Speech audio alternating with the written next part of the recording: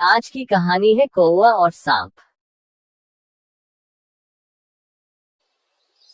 एक दिन एक कौवा घोंसला बनाने के लिए उपयुक्त जगह की तलाश में था। कौवे को जंगल में घोंसला बनाने की जगह मिल गई।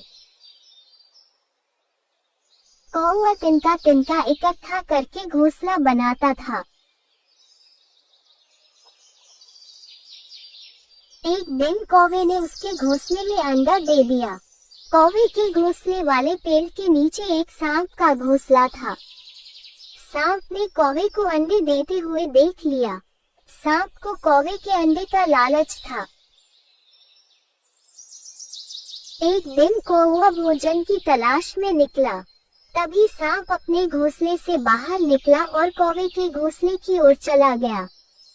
वह कौवे के घोंसले के सामने गया और एक एक करके अंडे खाने लगा।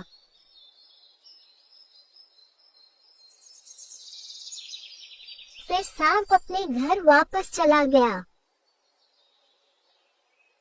कौवा वापस आया और देखा कि उसके अंडे गायब थे। अंडे न मिलने का उसे बहुत दुख हुआ। कौवा चिल्लाने लगा कि मेरा अंडा कहाँ गया। कुछ दिन बाद कौवे ने फिर अंडा दिया। कौवे की अनुपस्थिति में सांप ने फिर अंडे खा लिए।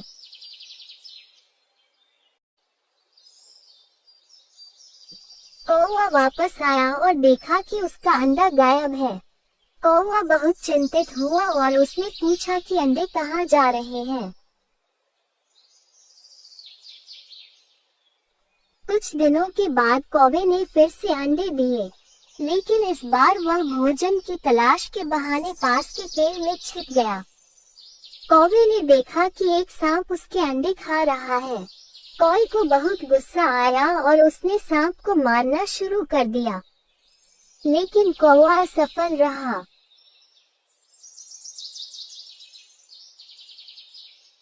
कौवा उदास होकर उड़ने लगा और सोचने लगा कि इस सांप की पकड़ से कैसे बचूं।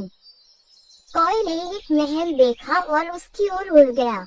वहां रानी अपनी सहेलियों के साथ स्नान कर रही थी। रानी के आभूषण बगल में थे। उस आभूषण को देखकर कौवे के मन में एक विचार आया। कौवा गहनों के पास गया और मोतियों का हार लेकर उड़ गया। रानी की सहेलियां कौवे को देखकर चिल्लाने लगी और बोली, सिपाहियों, कौवे को पकड़ो और जैसे भी हो गहने ले आओ। सिपाही कौवे के पीछे दौड़ते रहे। कौवे ने रत्नजड़ित चोंच उठाए और तेजी से उड़ने लगा, और सिपाही कौवे का पीछा करता रहा। सिपाही कौवे के पीछे भागने लगे। भागते समय वे हाँफने लगे। कौवे ने मोतियों का हार सांप के घोंसले में गिरा दिया और उड़ गया। सिपाहियों ने कौवे को मोती का हार एक गड्ढे में गिराते हुए देखा।